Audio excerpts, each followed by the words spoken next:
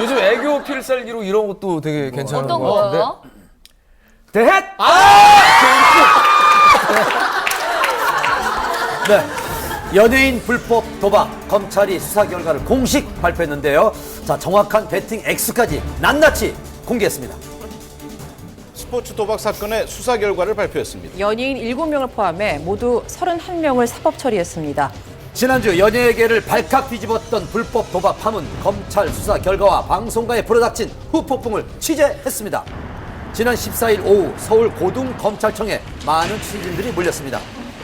잠시 후 오후 2시부터 이곳 고등검찰청 기자실에서 연예인 도박 사건 관련된 공식 브리핑이 있을 예정입니다. 말 많던 연예인 불법 도박에 대한 검찰 수사 발표에 관심이 집중됐는데요. 수천만 원 내지 수억 원대의 돈을 베팅하는 방법으로 도박 참가자 21명 중 도박 규모에 따라 18명을 불구속 기소하고 3명을 약속 기소하였습니다. 검찰 측에 따르면 기소된 연예인들의 도박 금액은 탁재훈 2억 9천만 원, 이수근 3억 7천만 원, 토니안 4억 원, 개그맨 공성수 씨는 무려 17억 9천만 원에 달했습니다. 결국 이 4명은 상습 도박 혐의로 불구속 기소됐는데요. 한편 상대적으로 도박 금액이 적었던 붐 앤디 양세형 씨에게는 약식 기소 처분이 내려졌습니다. 검찰에 따르면 5천만 원 이상일 경우에는 상습 도박으로 간주를 해서요. 기소 혹은 불기소 대상이 되는데 그 이하일 경우에는 단순 도박으로 치부를 해서 약식 기소 대상이 된다는 설명입니다. 이들이 도박을 한 시기는 2008년에서 2012년 사이 주로 박지성 선수 경기에 베팅을 했는데요. 축구 동호회와 연예병사 등의 친분으로 함께 도박에 빠진 것으로 알려졌습니다. 군복무를 할 때, 영회 행사 등을 할 때는 군대에서 나라에서 지급해준 휴대폰을 가지고 도박을 했다는 충격적인 수사 결과가 나왔습니다. 기소된 연예인 대부분 불법 도박에 차명 계좌를 이용했는데요. 특히 붐의 경우엔 타인 명의의 대포 통장까지 동원한 것으로 밝혀졌습니다. 다른 사람의 계좌를 돈을 주고 사서 사용을 했거든요. 이런 경우에는 전자금융거래법 위반이기 때문에요. 도박 혐의와 별개로 또 다른 처벌을 받을 수가 있습니다. 기소된 연예인들은 방송에서 편집되거나 불가능할 시 시청자들에게 양해를 구하는 자막이 고지됐습니다. 또한 방송에서 하차한 연예인들의 후임자를 찾느라 연예계는 총 비상사태입니다. 예능 MC라는 것이 일단 좀 장기간에 걸쳐서 그 분야에서 활동을 하셔야 안정적으로 좀 진행이 가능하고 프로그램을 이끌어 나가실 수 있는데 이분들을 대체할 만한 대체제를 찾기는 확실히 어려울 것으로 보여집니다. 현재 모든 혐의를 인정한 연예인들, 그들이 도박으로 얻은 건 과연 무엇이었을까요? 대부분 베팅을 하는 족족 자신의 돈을 탕진했다는 설명입니다.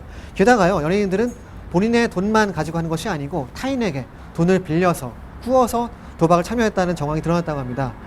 결국 이들은 돈도 잃고 명예도 잃는 두 가지를 모두 잃게 되는 최악의 국면을 맞게 된 거죠. 다음 달 6일 불법 도박에 대한 첫 공판이 열릴 예정인데요. 신중하게 결과를 지켜봐야겠습니다. 안타까운 일입니다. 세상을 떠난 고 박용아 씨 고인 계좌에서 억대 돈을 인출하려던 사람이 법정 구속됐습니다. 전 매니저였습니다. 사망 일주일 후부터 이런 일을 벌였다는 충격적인 취재입니다. 나 속상해요. 한류 스타로서 일본을 넘어 아시아 전역에서 큰 사랑을 받았던 고 박용아.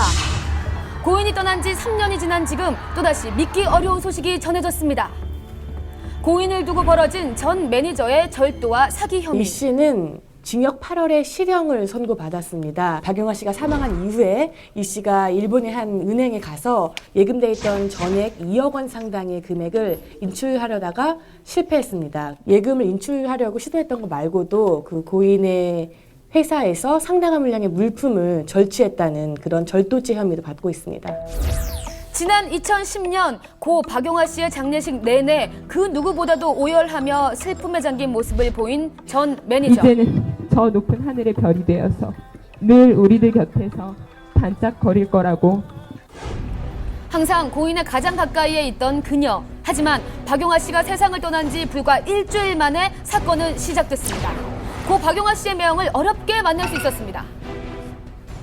전 매니저라는 사람이 금전적인 부분뿐만 아니라 그런 것들을 취하려고 했었다는 게 아픔이라든지 그 분노라는 거는 뭐 이루 말할 수가 없죠. 지난 3년간의 기록을 들을 수가 있었는데요. 7월 7일 날 이제 가 와서 일본 은행에서 거액을 인출하려고 시도를 했는데 가족이 시켰으니까 거액을 다 전액을 빼게 해다오. 굉장히 좀 의심적인 일이다. 한국에